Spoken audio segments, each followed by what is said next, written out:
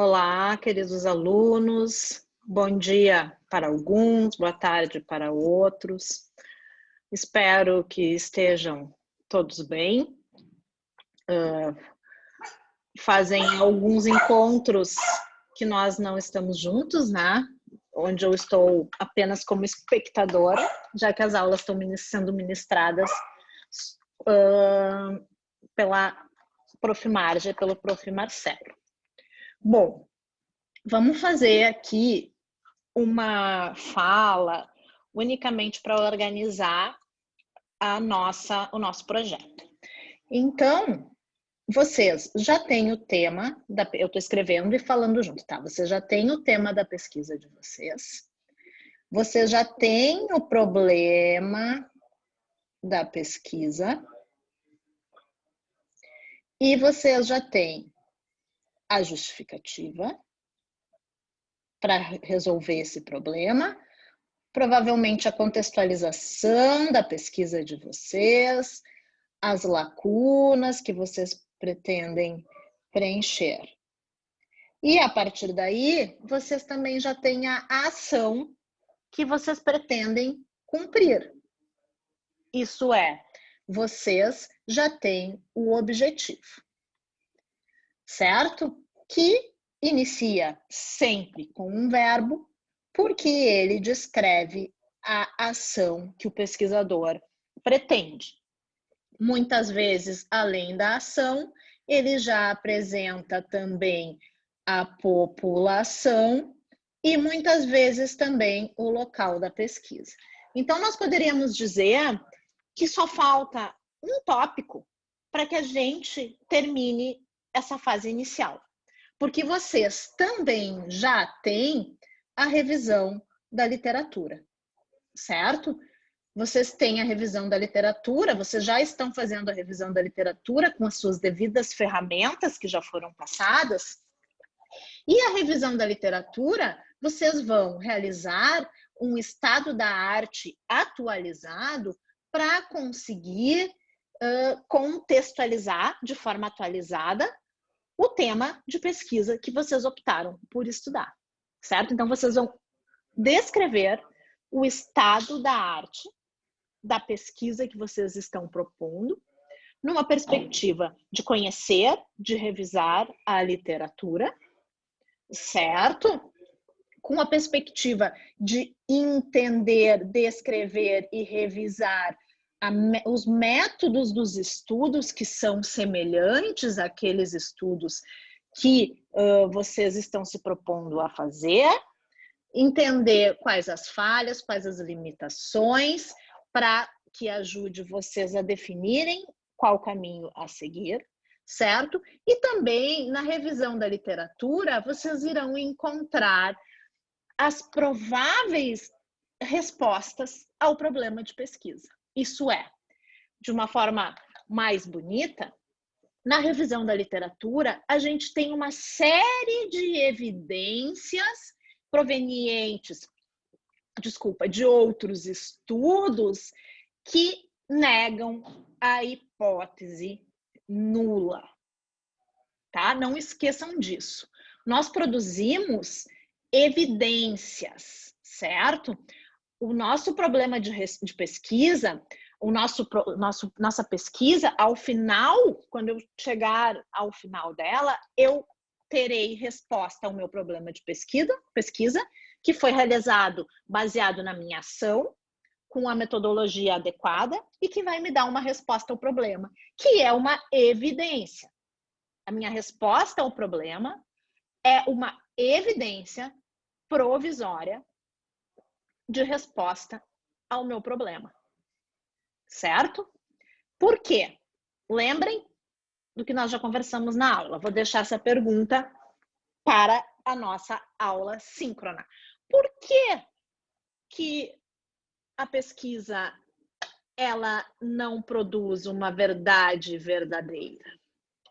Bom, mas quando eu faço a leitura da revisão, a leitura dos trabalhos, artigos e livros que eu vou utilizar para descrever a minha revisão da literatura, como diz o nome, revisão da literatura, eu busco, então, as prováveis hipóteses e as prováveis questões de pesquisa que eu pretendo responder com o meu trabalho. E as hipóteses, que são provenientes também da literatura, nada mais são do que a resposta ao meu problema de pesquisa. Certo? Então, as hipóteses, que é aquilo que vocês vão realizar de tarefa nos próximos dias, é a suposição ou a explicação provisória do problema. Certo? É uma hipótese que deve ser submetida a teste. Então, pensem, a minha hipótese tem que ser submetida a um teste. Ou eu vou comparar, ou eu vou associar, ou eu vou verificar o efeito, que não deixa de ser comparar também, certo? E se ela for verdadeira, ela passa a ser reconhecida como resposta ao meu problema de pesquisa. Ela passa a ser a conclusão do meu trabalho. Ela passa a ser a produção de uma evidência científica, mais uma evidência que mostra que a hipótese nula, a princípio, não foi aceita. Certo? Da onde, professora, de onde que eu vou tirar as minhas hipóteses? As hipóteses, elas são provenientes da literatura, são provenientes do senso comum e são provenientes da intuição, certo? E, todavia, é fato, ela precisa ter a capacidade de ser verificada através do método científico, ser verificada empiricamente, certo? Então, uma hipótese é a resposta para o problema de pesquisa, certo? Que, se for aceita, se transformará na conclusão do trabalho de vocês. E, nesse sentido, ela é a produção de uma evidência. Mais uma evidência que constitui um corpo de verdades que são provisórias, certo? No entanto, não esqueçam, a resposta à pergunta de pesquisa de vocês, ela precisa ser passível de ser verificada empiricamente, através de métodos científicos, certo? Um exemplo, a instituição de recreios organizados e sistematizados a partir de atividades esportivas diversas, então um recreio com atividade esportiva diversa, tem influência na diminuição de ocorrência de atos agressivos entre alunos de 7 a 14 anos? O que passa pela nossa cabeça imediatamente? Qual é a nossa primeira hipótese? Sim, né? Um recreio supervisionado, onde há a interação de um profissional com as crianças nas brincadeiras, orientando as brincadeiras das crianças, a princípio vai reduzir a ocorrência de brigas, violências, discussões e etc. Então, essa é a nossa hipótese, né? Vamos seguir aqui. Então, nós temos duas possibilidades de resposta. A instituição de recreios organizados nem aumenta, nem diminui a ocorrência de atos de agressividade entre alunos. Isso é a hipótese nula. A ciência, ela serve exatamente para que a gente produza evidências para contrariar a hipótese nula, a hipótese de nulidade, certo? Então, por exemplo, a gente falou nas outras aulas, por que surgiu a ciência, né? Porque as pessoas tinham curiosidade para tentar explicar o mundo, explicar a natureza. E foi baseado sempre numa hipótese nula. E as evidências produzidas, que foram sendo substituídas, elas eram hipóteses que, com tempo limitado, hipóteses provisórias, que foram sendo substituídas por novos estudos, com o avanço da tecnologia, com o avanço da pesquisa, e mesmo assim mesmo com esse avanço tecnológico e científico, não se constitui numa capacidade de negar definitivamente ou de produzir negar definitivamente a hipótese nula ou produzir uma verdade definitiva. A outra resposta que eu poderia dar é: a instituição de recreios organizado altera a ocorrência de atos de agressividade, certo? Então, qual seria a resposta do pesquisador? Seria que melhora, né? Diminui a ocorrência de atos agressivos. Então, o pesquisador vai fazer toda a sua pesquisa a fim de tentar mostrar, evidenciar que a hipótese nula está errada. Isso é, que houve alteração na ocorrência de atos agressivos. E é uma produção de evidência, certo? Após o adequado tratamento dos dados, podemos aceitar a hipótese nula ou rejeitá-la. Então, por isso que serve a estatística. Ai, todo mundo tem pavor de estatística. A estatística é uma ferramenta onde eu testo a minha hipótese. Então, eu quero comparar o recreio com e sem atividades. Então, eu pego um grupo de crianças, tem recreio com atividades, que não tem recreio com atividades, aplico um questionário de agressividade ou observo os momentos de agressividade das crianças e comparo, certo? Aplico um questionário, é mais adequado nesse exemplo, e comparo o nível de agressividade das crianças de 7 a 14 anos. A partir dessa comparação, eu vou fazer a leitura do P, que me dá a probabilidade de eu rejeitar ou não a hipótese nula. Eu trabalho sempre com uma probabilidade de erro sempre não, mas nós trabalhamos quase sempre com uma probabilidade de erro nas ciências do movimento humano de 5%. Mas eu posso trabalhar com uma probabilidade de erro de 1. Esse 5% de probabilidade de erro é o P, que vocês sempre dizem, foi significativo, P foi maior que P menor que 0,05. Isso é, eu tenho um erro menor do que 5% de que a hipótese nula não é verdadeira. E é o erro que eu aceito. Na farmácia, em outras áreas, na medicina, muitos estudos trabalham com erros muito inferiores, principalmente quando a gente está testando algumas coisas que podem levar à morte. Eu não posso correr o risco de o resultado do meu estudo ter um erro de 1%, né? Porque dependendo do tamanho da minha amostra, 1% é muita gente, certo? Então, após o adequado tratamento dos dados, eu vou poder aceitar a hipótese nula. Eu vou poder rejeitá-la ou não. Tá? A hipótese nula ela será rejeitada ou não, certo? A gente, na verdade, eu não gosto de dizer que se aceita, a gente rejeita ou não a hipótese nula. Se nós rejeitarmos a hipótese nula, temos a afirmação que diminui, que é a hipótese do pesquisador, ou a afirmação que aumenta a ocorrência de atos agressivos, que é a hipótese rival. Certo? Eu, nos meus trabalhos, principalmente naqueles trabalhos que envolvem intervenção, eu gosto muito de colocar a hipótese e ainda quantificar, colocar uma meta, tá? Então, lá nos objetivos, eu posso dizer que eu espero que aumente que esse programa de exercício leve a um aumento de força de X%.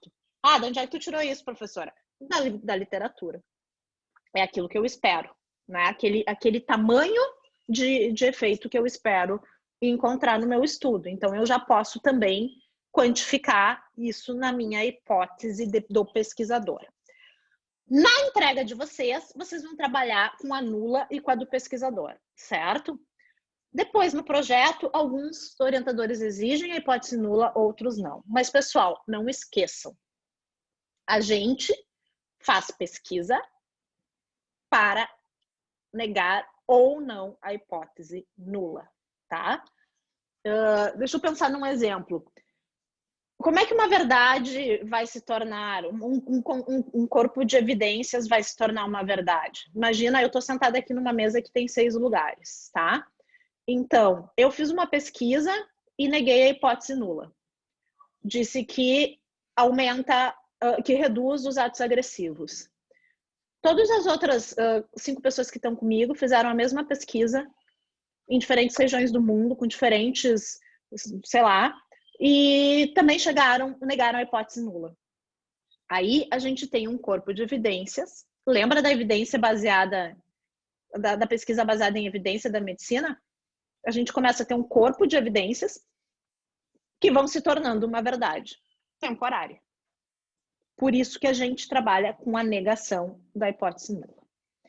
E, por fim, a hipótese científica é aquela que será descrita ou anunciada no texto do projeto de pesquisa. Que, então, vocês vão trabalhar com a nula e com a hipótese científica, certo? Atenção! Já falei, repetindo, a hipótese nula constitui a estrutura central na pesquisa, predominantemente quantitativa. Então, se fala em hipótese quando se está falando em pesquisa quantitativa. Por quê? Porque a pesquisa quantitativa é aquela que usa a estatística para testar, para verificar os resultados. E a partir daí a gente consegue entender com qual probabilidade de chance de erro eu posso negar ou não a hipótese nula. Então, repetindo, a hipótese nula constitui a estrutura central na pesquisa predominante quantitativa, na pesquisa predominantemente quantitativa. Por meio do tratamento dos dados, eu rejeito ou não a hipótese nula. E o que isso significa? Significa que nós dependemos da estatística para validar a hipótese. Os cálculos estatísticos não se configuram com argumentos suficientes para validar ou não uma hipótese. Por isso, não é uma verdade absoluta. E por isso que eu nego ou não a hipótese nula e não transformo a hipótese do pesquisador numa hipótese de pesquisa verdadeira. Vocês conseguem entender isso? Por quê? Vamos em frente. Rejeitar a hipótese nula não significa aceitar a hipótese do pesquisador. Vamos voltar no item anterior. Por quê? Porque a estatística, ela não se configura como um argumento suficiente para validar ou não uma hipótese. Portanto, rejeitar a hipótese nula não significa a gente rejeita com uma porcentagem de erro, certo? E ainda, por quê? Como a gente nunca pode ter como nunca poderemos em nossas pesquisas ter a certeza da exclusão de variáveis intervenientes, a gente não consegue controlar todas as variáveis que interferem na pesquisa, seja na pesquisa de associação experimental e de comparação, proposta pelo investigador. A proposta pelo investigador permanece sempre como um pressuposto teórico sobre a eventual relação causal entre as variáveis. Certo? Não tem como eu ter certeza que eu produzi uma hipótese verdadeira. Tem como eu sugerir ou eu produzir uma evidência com uma determinada porcentagem de erro de que eu produzi, de que eu poderei, com a minha evidência, rejeitar a hipótese nula. Então, a nossa pesquisa, a conclusão da nossa pesquisa, ela não é uma hipótese verdadeira, tá? Entretanto, para uma hipótese ser válida, a que vocês vão criar, ela é necessária algumas características ou critérios, tá? Que serão listados a partir de agora. Então, primeira coisa, a pesquisa, a hipótese, ela precisa ter uma consistência lógica. O enunciado das hipóteses não podem ter contradições e deve ter compatibilidade com o resto do trabalho, certo? Lembra da consistência e da coerência? Né? Vocês não podem permitir que alguém faça alguma intervenção na defesa do TCC de vocês que destrua o trabalho. Então, é preciso ter consistência e a hipótese tem que vir numa coerência lógica do estudo que vocês estão se propondo, a realizar. Além disso, ela precisa ser verificável. Eu preciso ter condições de testá-la. Pensem nisso. Eu preciso ter condições de testar. Como é que eu testo? Através da estatística. Eu posso comparar, eu posso associar, eu posso verificar o efeito, né? É isso. Não tem muito mais do que isso. né? Comparar, associar, verificar o efeito. Opa, trancou aqui, não sei o que aconteceu. Bom, além disso, a pesquisa precisa, a hipótese, desculpa, precisa ter uma característica de simplicidade. Devem ser parcimoniosas, evitando enunciados complexos, certo? Devem ter poder preditivo ou explicativo e devem ser baseadas em teoria, para não ter maior probabilidade de apresentar genuína contribuição, para ter maior probabilidade, desculpa, de apresentar genuína contribuição ao conhecimento científico. Precisa ser específica, deve indicar as operações e previsões a que elas devem ser expostas, plausível e claras, devem propor algo admissível e que o enunciado possibilite o seu entendimento. E, por fim, profundidade, fertilidade e originalidade, que é o que eu tenho pedido a vocês desde o início. Devem especificar os mecanismos aos quais obedecem para alcançar níveis mais profundos de realidade. Favorecer o maior número de deduções e expressões, uma solução nova para o problema de pesquisa de vocês. Certo? E como que eu vou fazer para formular a minha pesquisa? Então, a minha hipótese. O processo de formulação de hipótese é de natureza criativa, certo?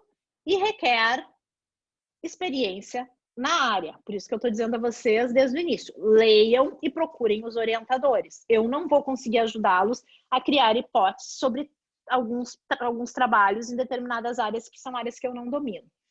Então, de acordo com o Gil, a literatura referente à descoberta científica Gil analisou a literatura referente à descoberta científica e concluiu que na formulação de hipótese podem se usar as seguintes fontes: observação, resultados de outras pesquisas, teoria e intuição, certo? Já havíamos falado sobre isso. Então, para fazer um fechamento dessa primeira parte, a gente já está quase terminando, essa aula é uma aula simples, mas muito importante, certo?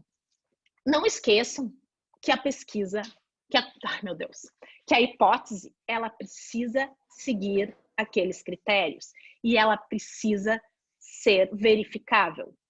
E eu testo as hipóteses através da análise estatística, da matemática. Portanto, um estudo qualitativo, ele não tem hipóteses, certo? Eu não uso a estatística. Eu descrevo, eu investigo, eu analiso um fenômeno num determinado local, numa determinada comunidade, num determinado grupo de pessoas, certo? Portanto, as pesquisas qualitativas, como devemos formular hipóteses sobre o entendimento de um fenômeno e um contexto específico, certo? Então, nas pesquisas qualitativas, não há formulação e nem a possibilidade de se testar pela análise estatística com uma probabilidade de erro as hipóteses a fim de se criar, de se produzir uma evidência que negue ou não a hipótese nula, certo? Nas pesquisas qualitativas, então, e nas pesquisas quantitativas descritivas, nós trabalhamos com formulação de questões de pesquisa. Nada mais lógico, tá? Vou tentar tornar lógico para vocês. Se vocês pedirem para eu, durante uma semana, descrever a aula de educação física de algum de vocês através de observação, e eu nunca fui na escola, não conheço vocês, não sei se tem material, se não tem, não sei nada. Como é que eu vou criar hipóteses de algo que eu não sei, não faço a mínima ideia das suas características? Portanto, só me resta uma pergunta. Como são as aulas de educação física ministrada pelos grupos de professores na escola? Tal? E então, o meu tratamento dos dados, dos resultados, vai ter como objetivo responder às minhas questões de pesquisa. Certo? Se vocês me pedirem para eu criar uma hipótese sobre a ocorrência de uma doença rara no Brasil, como é que eu vou criar uma hipótese? Certo? Eu não sei. Não faço a mínima ideia, então trabalha-se em pesquisas descritivas, quanti, quali, exploratórias e qualitativas, sempre com uma, duas ou várias questões de pesquisa ao invés de hipóteses. Certo? Então, estudos descritivos, exploratórios e predominantemente qualitativos, em que os objetivos tratam principalmente de identificar o comportamento de uma população ou interpretar atitudes, não se utilizam normalmente hipóteses